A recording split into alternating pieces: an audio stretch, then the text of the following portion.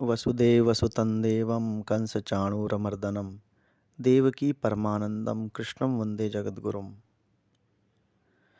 आज हम एक महान ग्रंथ की विचारधारा को समझने का प्रारंभ कर रहे हैं। इस ग्रंथ की महानता के संबंध में कोई शंका नहीं है। ईश शक्ति ने वैश्विक कार्य के लिए ही इस ग्रंथ का गान किया है। तत्व ज्ञान का जैसा उच्च विचार इस ग्रंथ में दिखाई देता है, वैसा जगत में अन्यत्र कहीं नहीं मिलता। यह ग्रंथ पूर्णता के शिखर तक ले जाने वाला है। ऐसे उत्कृष्ट ग्रंथ का सिंहावलोकन करना मुझ जैसे सामान्य मानव के लिए संभव नहीं है। श्री कृष्ण भगवान ने अपने प्रिय पार्थ के लिए जो कुछ कहा है, उसे हम किस प्रकार समझ सकते हैं। फिर भी एक उपासक के रूप में प्रेमपूर्ण और भावपूर्ण हृदय से एक विशिष्ट तुलसी दल यदि इस महान ग्रंथ के ऊपर चढ़ाया जाए तो कोई आपत्ति नहीं है। गीता का महात्म्य अद्वितीय है, अनोखा है। विश्व की न्यूनातिन्यून 60-70 भाषाओं में गीता का अनुवाद हो चुका है। कई धर्म ग्रंथ तो ऐसे हैं जिनका अनुवाद बहुत बड़े स्तर पर हुआ है, परंतु उनका जो अनुवाद कार्य है वो केवल प्रचार को लक्ष्य में रखकर किया गया है। लेकिन गीता के विषय में ऐसा नहीं है। जो गीता प्रेमी हैं वो गीता प्रचार संबंध में हमेशा उदासीन ही रहे हैं।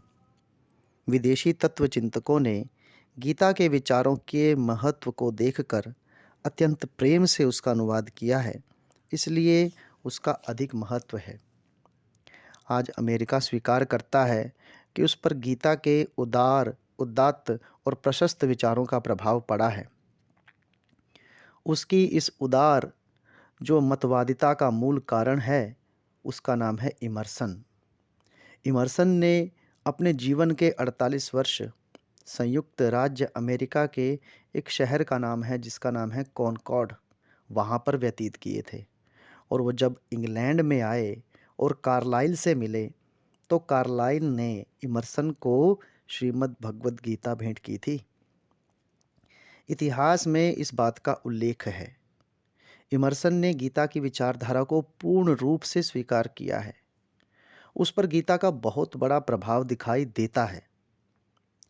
गीता के जीवन संबंधी सत्य सिद्धांतों का आकर्षण ही कुछ ऐसा है कि भारत के प्रथम गवर्नर जनरल वॉरेन हेस्टिंग्स ने भी उसके महत्व को स्वीकारा है।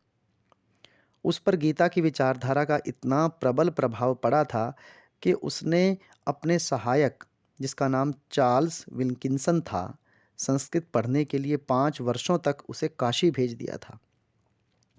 उसके पश्चात 1885 में मरने और मारने का जो सर्वोत्कृष्ट सिद्धांत है, जिसको गीता के बारे में वो लोग सोचते थे, उस व्यक्ति ने गीता का अनुवाद किया। यदि उसने गीता के प्रचार की दृष्टि से उसका अनुवाद कराया होता तो उसका इतना अधिक महत्व नहीं होता। यदि प्रचार ही उद्देश्य होता तो विश्व की सभी भाषाओं में उसका भाषांतर हो गया होता।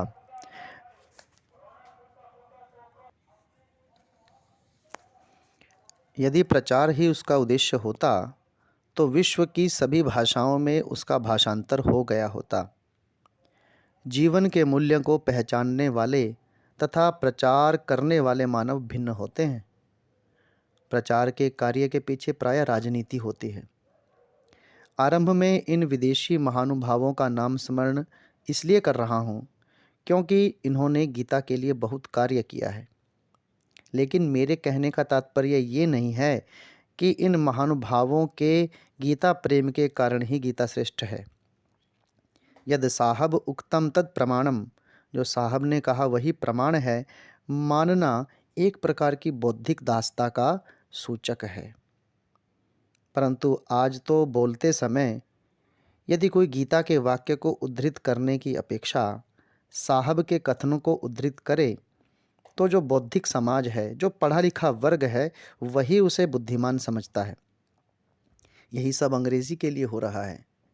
जो सामान्य हिंदी भाषा का प्रयोग करता है उसे मूर्ख समझा जाता है।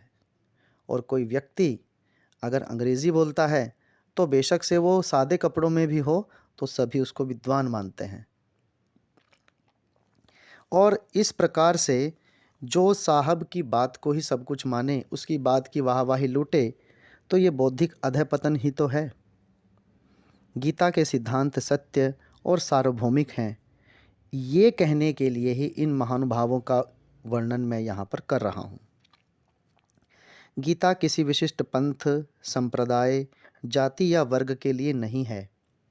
गीता का भाषांतर यदि भारत के भक्त राष्ट्रवादी प्रचारक द्वारा किया गया होता तो उसका इतना अधिक महत्व न होता, परंतु वह तो राजनीति से अलिप्त, ज्ञान और शांति के जिज्ञासु और पिपासु विदेशी पंडितों ने किया है, इसलिए उसकी अधिक महत्ता है और यही गीता की विशिष्टता का सूचक है।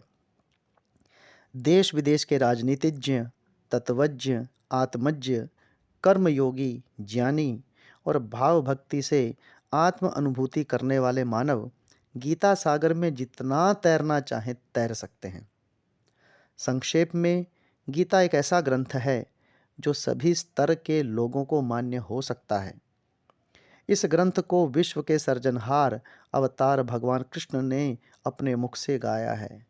गीता सुगीता कर्तव्याः किम अन्ये शास्त्र विस्तरै। वह संपूर्ण मानव जाति के लिए है। इतना महान होने पर भी उसकी भाषा सीधी सादी, सरल, रोचक और प्रासादिक है। गीता के किसी भी अध्याय का गान करते करते उसकी प्रासादिकता का अनुभव हो सकता है। यद्यपि प्रारंभ के अध्याय में कौरव और पांडव पक्ष के योद्धाओं ने युद्ध के प्रारंभ में शंख ही बजाए हैं, केवल उसी का वर्णन है, फिर भी उन श्लोकों का वाचन करते समय वाणी की प्रासादिकता अनुभूति होती है। इस अध्याय में ही गीता की संपूर्ण पार्श्वभूमि या जो उसकी पृष्ठभूमि है ध्यान में आती है। साथ ही उस काल की राजनीति और तत्कालीन लोगों का मानस दर्शन भी हो जाता है। इसमें संदेह नहीं है कि गीता के तत्व मनोहारी और जीवन उद्बोधक हैं, किंतु उसकी परिस्थिति भी स्फूर्तिदायक है। प्रथम अध्याय में परिस्थिति समझाई गई है। गीता का जन्म विह्वलता में हुआ है। शोक से आतप्त अर्जुन और प्रेम से युक्त श्री कृष्ण के बीच में यह संवाद है। इसीलिए विविध प्रकार के दुखों से दुखी हुआ जो मानव है वो किस प्रकार से जीवन का व्यवहार सीखता है, ये संवाद उन सब के लिए उपयोगी है। ओम सहनाववतु सहनौ भुनक्तु सह वीर्यं करवावहै तेजस्विनावधीतमस्तु मा विद्विषावहै। ओम शांति शांति शांति।